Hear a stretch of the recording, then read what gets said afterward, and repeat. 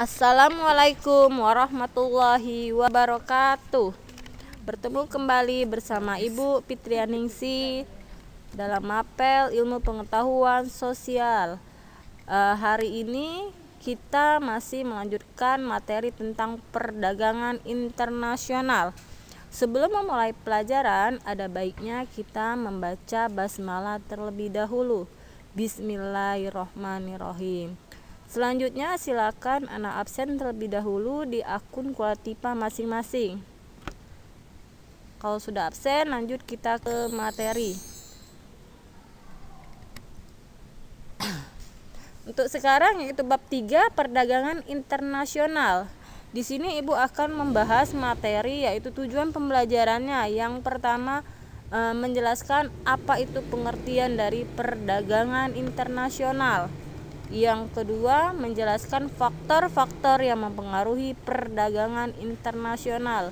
Yang ketiga, menjelaskan manfaat perdagangan internasional. Keempat, menjelaskan hambatan perdagangan internasional. Nah, itu untuk tujuan pembelajaran materi hari ini.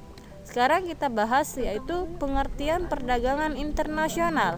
Apa itu perdagangan internasional? Mari kita bahas. Yaitu perdagangan internasional adalah proses pertukaran barang dan jasa antara dua negara atau lebih dengan tujuan mendapatkan keuntungan atau laba. Sebagai contoh misalnya negara Indonesia dan negara Malaysia, di mana mereka saling ekspor impor yaitu pertukaran barang, adanya jual beli dengan tujuan untuk mendapatkan keuntungan. Selanjutnya, perdagangan internasional itu ada dua, yaitu satu ekspor, dua impor. Apa itu jalur dari perdagangan ekspor? Yang artinya ekspor adalah mengirimkan atau menjual barang ke negara lain, di mana negara pelaku ekspor itu disebut eksportir. Sedangkan impor adalah masuknya barang dari negara lain. Negara pelakunya disebut importir. Ya, selanjutnya kita tentang apa itu perbedaan perdagangan dalam negeri dan internasional.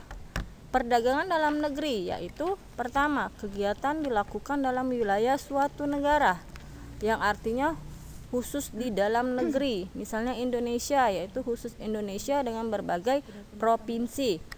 Yang kedua, pembeli dan penjual cenderung bertemu dan berinteraksi langsung. Yang ketiga, mata uang yang digunakan sama, seperti Indonesia berarti menggunakan mata uang rupiah. Keempat, tidak dikenai biaya masuk, hanya retribusi. Karena apa? Karena dalam negeri. Kelima, biaya angkut lebih murah.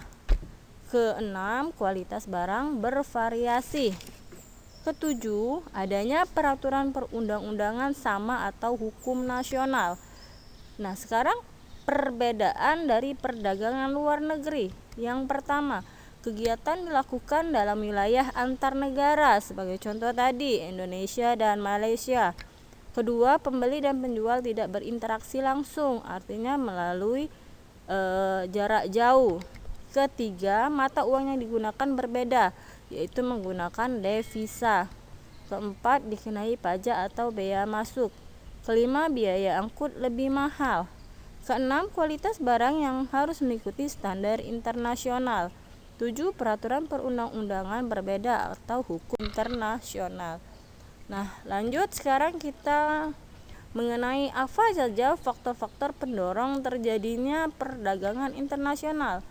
Di sini bisa dilihat dari segi perbedaan sumber daya alam yang dimiliki setiap bangsa. Kedua, perbedaan tingkat kualitas sumber daya manusia. Ketiga, perbedaan ilmu pengetahuan dan teknologi. Keempat, perbedaan budaya suatu bangsa. Kelima, perbedaan lain yang mempengaruhi perdagangan internasional. Misalnya yaitu perbedaan harga barang, harga upah dan biaya produksi, serta perbedaan selera. Itulah tadi mengenai faktor-faktor pendorong terjadinya perdagangan internasional. Sekarang kita bahas mengenai apa itu manfaat perdagangan internasional. Yang pertama, setiap negara dapat memenuhi kebutuhan barang dan jasa. Kedua, setiap negara dapat menciptakan spesialisasi produk. Ketiga, penduduk dari negara yang melakukan perdagangan akan mendapatkan barang dengan mudah dan harga murah.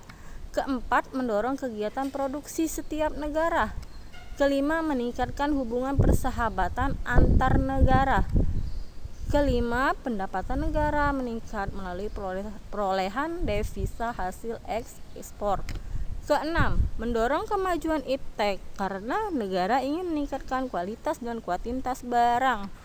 Ketujuh, mendorong pertumbuhan ekonomi dan menyerap banyak tenaga. Ya, selanjutnya kita mempelajari tentang apa saja hambatan dari perdagangan internasional. Yang pertama, harga barang luar negeri lebih murah dari hasil produksi dalam negeri. Kedua, biaya masuk yang tinggi. Ketiga, adanya proteksi. Apa itu proteksi? Coba anak-anak cari di Google, apa itu artinya proteksi. Keempat, apa adanya kuota. Kelima, adanya peraturan yang berlaku dalam perdagangan internasional sehingga dapat memperlambat dalam perdagangan internasional. Kelima, adanya dumping. Apa itu dumping? Ketujuh, pertentangan politik. Nah, politik apa yang bertentangan dengan hambatan perdagangan internasional?